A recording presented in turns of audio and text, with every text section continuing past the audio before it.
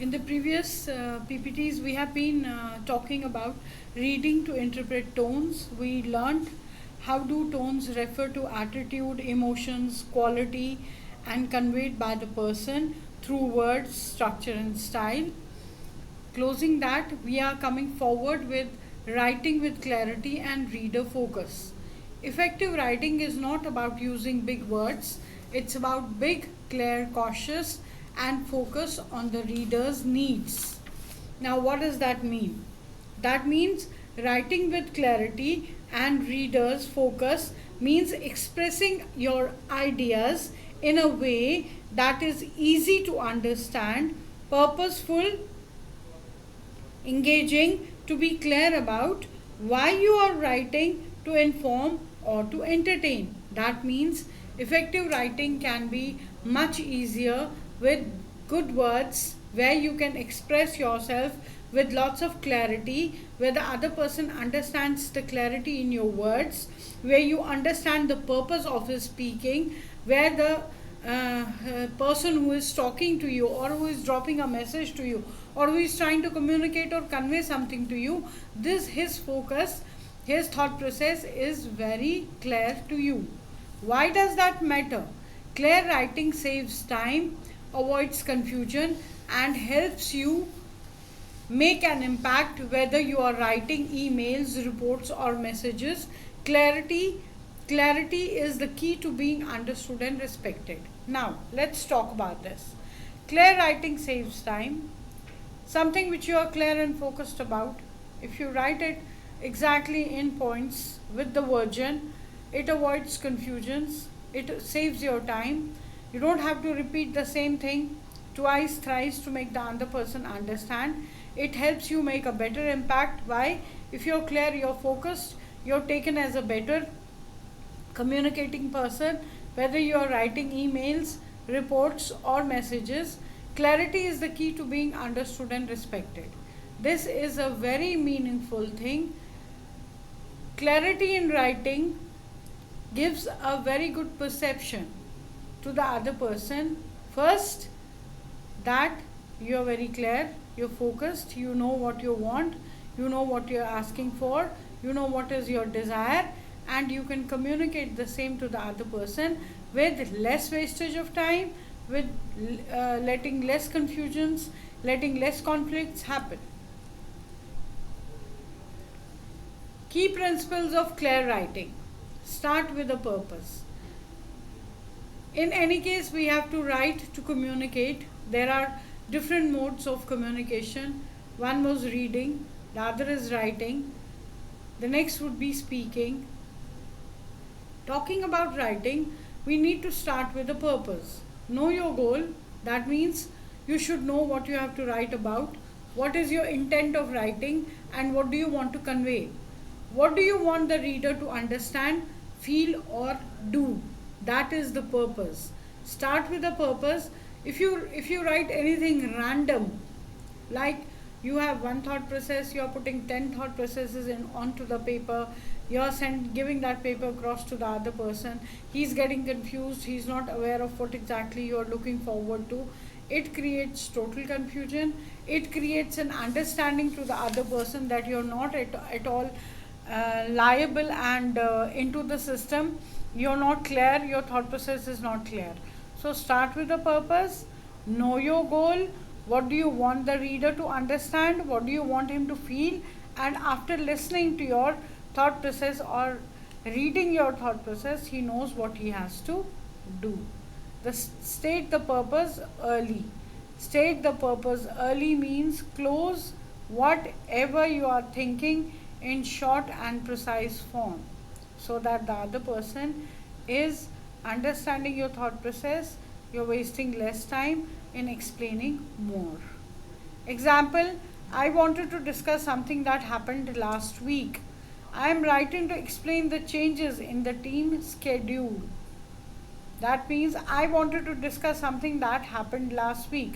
There is a purpose where the reader is trying to figure out that yes, something has happened wrong or right next week for which we need to discuss, and he is ready with the focus and discussion so that he comes to know about what has happened, and he gives his viewpoint on that.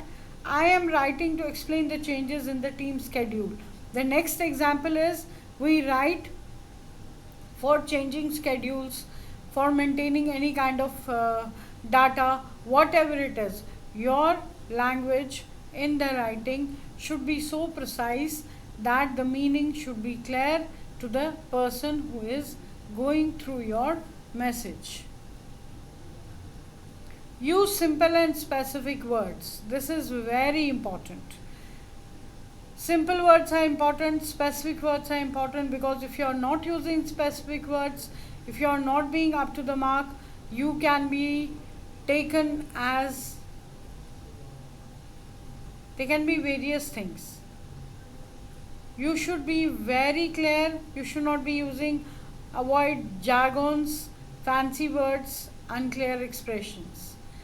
Why? If you give unclear expressions, you need to explain your expressions again, because the other person can take it in any way. Fancy words are not required. You can be simple and precise. Examples: utilize means use. If you are not finding it comfortable to write utilize, the same meaning is with use also. You can write use.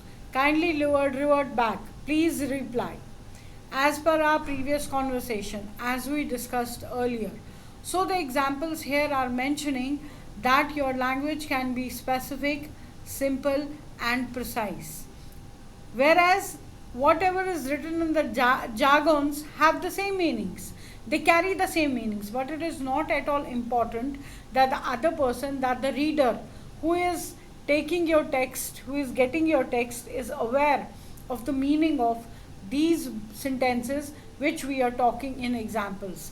Everybody understands the straight meaning of use word. Everybody understands the straight meaning of please reply. Everybody understands the very simple meaning of as we discussed.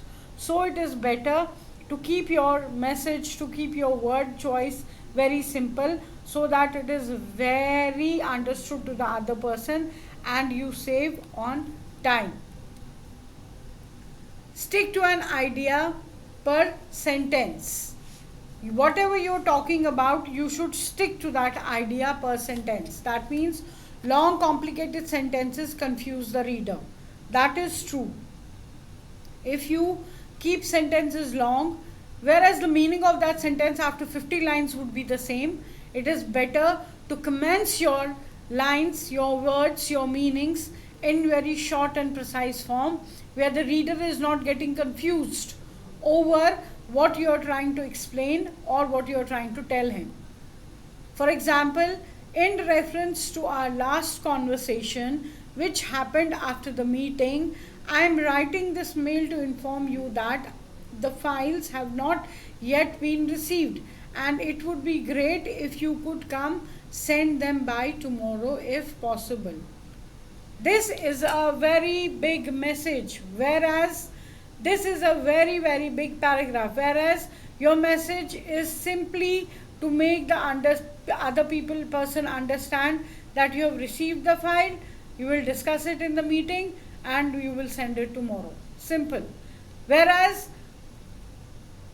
you wrote in the reference to our last conversation, this was not required, which happened after the meeting, this was also not required. I am writing this mail to inform you that this was not also required, that the files have not yet been received. Yes, this was required, but this could have been precise.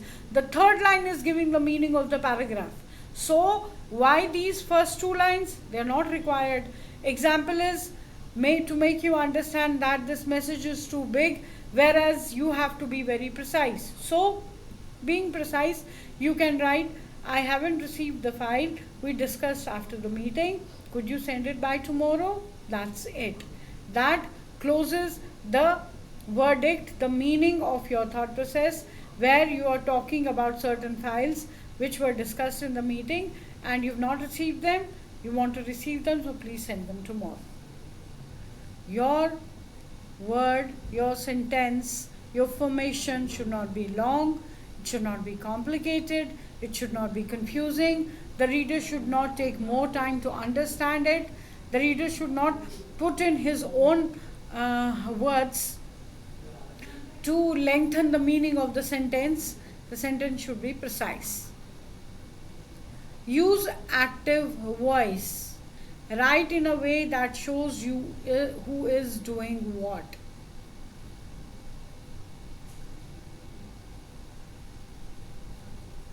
That means, in spite of moving around the topic, putting 10 other things into your voice should be active. It should be precise. For example, the file was sent by Ria. This is a normal thought process. If you have to say that the file was sent by Ria, you can say Ria sent the file. Simple, precise, short, active voice. It's clear, it's focused. There would be no question mark if you listen to Ria send the file. You are clear. Who is the person who sent the file? It's Ria. The file was sent by Ria, lengthening it, putting the meaning in two different forms. Tip: active voice is more direct and easier to follow. Active voice means following easily and being more direct. Organize using bullet points or short paragraphs. What happens by this? Make your writing easier to scan and understand. See now, this is very simple. If we are writing something and we are not putting any clauses, any full stops, any commas, any inverted marks, anything, the paragraph is difficult to read. There is no halt. Your writing is not easy. You cannot scan it. You cannot understand it. Instead of a long block of text, you can be short and precise. There are 3 things you should do before submitting the project. First, check the formatting. Second, confirm the sources. Third, ensure there are no typos, typos, typos. Use bullets. If you are writing in points, if you are describing something which has to be mentioned in 1, 2, 3 columns, please put bullets. That makes it more easy for the reader to read. It gives him a confirmation, okay, this is divided. I need to separate it in 3 different areas. Second, confirm citations, citations. Eliminate typos, typos. Your writing should be precise. It should be bullets. It should be with bullets. You should be very clearly writing. You should not put any extra words into your writing. You should not be writing in paragraphs. You should be focused on it. Common mistakes to avoid: using too many technical terms or acronyms. That means the KPI deviation in Q3 due to SLA breach is under NDA. Now, if we focus on this one sentence, did we understand the meaning of KPI? Did we understand the meaning of SLA? Did we understand the meaning of NDA instantly? There would be many people who would not be understanding the short forms, the short abbreviations of the words. The drop in performance last quarter was due to a missed service target, which we cannot disclose yet. That is the total meaning of that word sentence which we read above. The KPI deviation in Q3 due to SLA breach is under NDA. That means KPI drop in performance Q3 last quarter was due to missed service target, SLA service target, which we cannot disclose yet, not to be disclosed yet. Being vague. For example, that issue, which one? That issue needs fixing. Which issue? Not confirmed, not clear, not focused. Is it the login error? Is it the shutdown error? Is it the system is not working? Is it that we've not got the files? Is it we don't have the data? Is it that we have the team but we don't have the project? What is it actually? Just we have an example over here, that issue needs fixing. Now the question mark stands over here. Which issue? The login error in the mobile app needs to be fixed. Claire, there's a login error in the mobile that needs to be fixed. The fixer, the person who is reading this, has no confusions in understanding the problem and finding out the solution. Repeating the same idea in different words. Many times we repeat the same ideas in different words. The meaning of the ideas, the meaning of the thought process is the same, but the words are different. For example, the report is late. It didn't come on time. We haven't received it. Multiple times writing the same things with the same different meanings. Whereas we can say the report is late, we expect it by tomorrow. The report is late, it didn't come on time, we haven't received it yet. 3 different sentences creating confusion with the same meaning. The report is late and it's expected by tomorrow. Long sentence without punctuation. We need to check the server and update the data and send the report by evening. When I am reading this sentence, the person who is listening to me would automatically understand that this is getting too lengthy, whereas the meaning should have been very short and precise. We need to check the server and update the data and send the report by evening. We are multiple times writing and. It is not giving a proper sense to the sentence. It is not giving proper meaning to the sentence. Unnecessary, the sentence is getting long. Whereas the right sentence should be, we need to check the server, update the data and send the report by evening. Precise. Real world scenario. Let's say you are writing an email to a client about a delay in delivery. Now we are talking about writing. In the previous PPTs, we tried to understand how, when and what should be our core of understanding, our thought process, putting it into right form of sentences, what kind of sentences should be used, how should we write. We should not write in paragraphs, we should put bullets in them, we should use short and simple language to make the other person understand.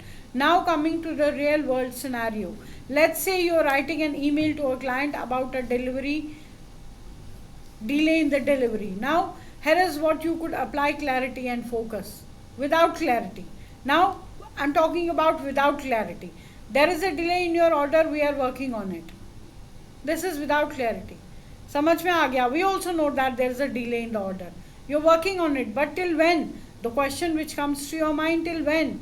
What is the process going on? Can we get a perfect confirmation about it? What is the time? What is the guideline? And what is the confusion? Why is the delay? So many multiple question marks in our mind. Whereas it can be with clarity, your order expected on Friday will be delayed by 2 days due to a supply chain issue. We'll notify you once it shifts. All the questions and queries are cleared. Clarity is on priority. Don't confuse the next person, don't confuse the reader by putting in sentences unnecessary without specific meanings.